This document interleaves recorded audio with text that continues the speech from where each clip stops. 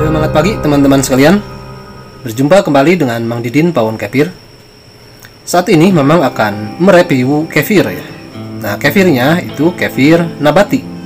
Jadi kemarin-kemarin kita sudah mempraktekkan bagaimana cara membuat kefir nabati dari sari kelapa muda ya, yaitu buah kelapa muda yang daging dan airnya di blender, disaring airnya dan difermentasi dengan bibit kefir grand. Nah, ini hasilnya setelah 24 jam ya. Jadi setelah 24 jam nampak ke bawah turun cairan. Nah, kalau dalam istilah kefir mungkin ini disebut kefir whey ya. Dan di atasnya ini yang putih ini disebut curd. Jadi sekilas ini nampak seperti kefir susu ya. Padahal bukan kefir susu, ini dari kefir nabati ya. Nah, kalau di kefir susu yang atasnya disebut ini kefir curd atau kefir prima, yang bawah kefir whey atau kefir bening. Nah, kalau dalam kefir nabati, kalau mau menggunakan istilah kefir whey bisa saja, tetapi harus disertakan nama nabatinya, kefir whey nabati misalkan ya, atau kefir whey kelapa muda ya.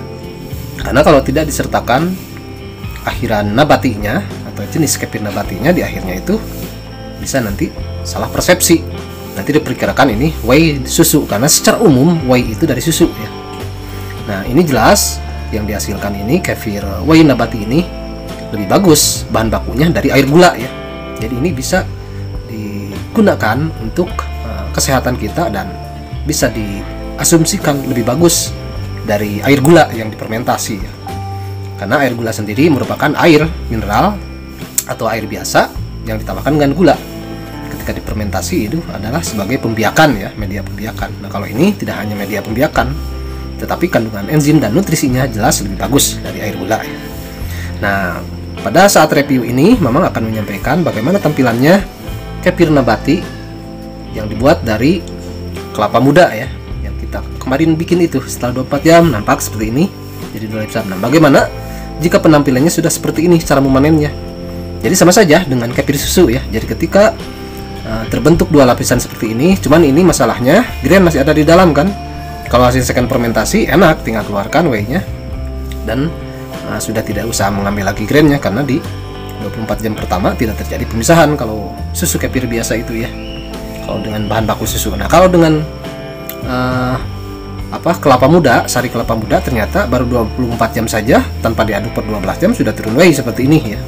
Nah, untuk cara memanennya, jika teman-teman menginginkan kefir whey nabati, silakan bisa dikeluarkan saja kefir whey nabatinya ini melalui keran ya, keluarkan. Makanya penting membuat fermentor atau tabung fermentasi yang ada kerannya supaya memudahkan dalam pemanenan kefir whey ya. Cara membuat fermentor kefir atau teko kefir sudah memang buat juga di konten tersendiri. Silakan dibuka saja, ada di daftar video. Itu ada di playlist kreativitas. Silakan teman-teman buka saja, di situ ada yang berjudul cara membuat teko kefir ya. Nah, pertama kalau menginginkan kefir whey nabatinya silakan keluarkan. Kemudian nasi sakutnya yang di atas ini yang masih bercampur dengan grain silakan disaring dengan saringan yang lubang besar.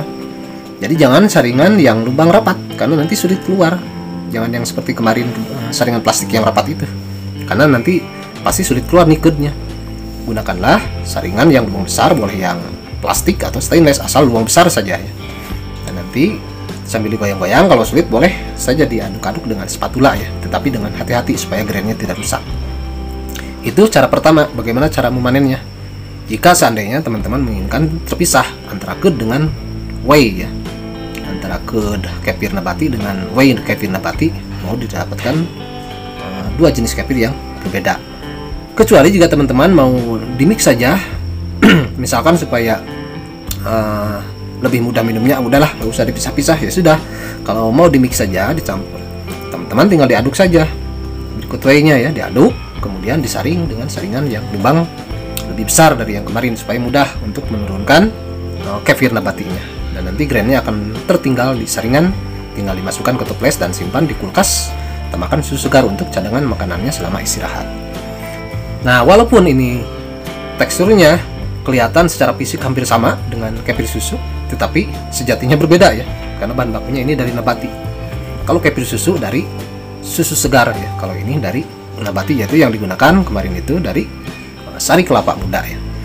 Dan teman-teman ada perbedaan juga ini. Jadi kalau teman-teman mengeluarkan whey-nya nih, whey kefir nabati ini, itu koloidnya itu lebih stabil, jadi lebih kuat, atau dalam istilah sederhana lebih kental ya. Jadi si whey kefir nabati ini ketika dikeluarkan misalkan ditampung di gelas, itu nampak kental sekali ya. Jadi teksturnya itu, dan ketika diminum rasanya memang agak-agak aromanya itu bercampur antara aroma tape dengan aroma kelapa, dan rasanya itu lebih creamy lezat ya. Jadi rasa si whey-nya itu ada campuran rasa creamy lezatnya. Nah, itu mungkin perbedaan dengan kefir whey dari susu ya. Jadi kalau kefir whey nabati itu yang dari sari kelapa muda ini, dari whey-nya itu terasa asamnya sama asam, kemudian tetapi tidak sangat kuat ya. Rasanya sama asam tetapi tidak sangat kuat karena baru 24 jam kan. Kalau sudah 48 jam pasti sangat kuat.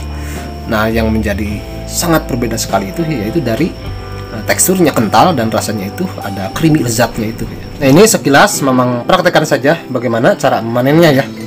Ini misalkan mau dipisah antara kefir whey nabati dengan curd-nya ya. Nah, kalau ada kerannya seperti ini gampang, tinggal dibuka saja.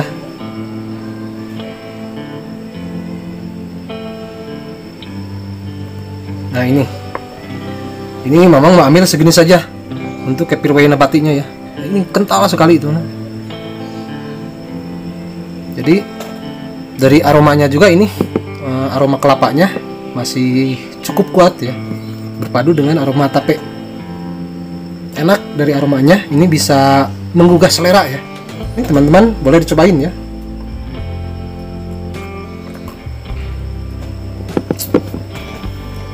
Jadi sedikit asam, ada creamy lezatnya ya untuk kefir whey nabati ini. Nah, ini akan mengambil segitu saja, tidak akan diambil banyak untuk kefir whey nabatinya. Dan ini akan kita saring saja ya.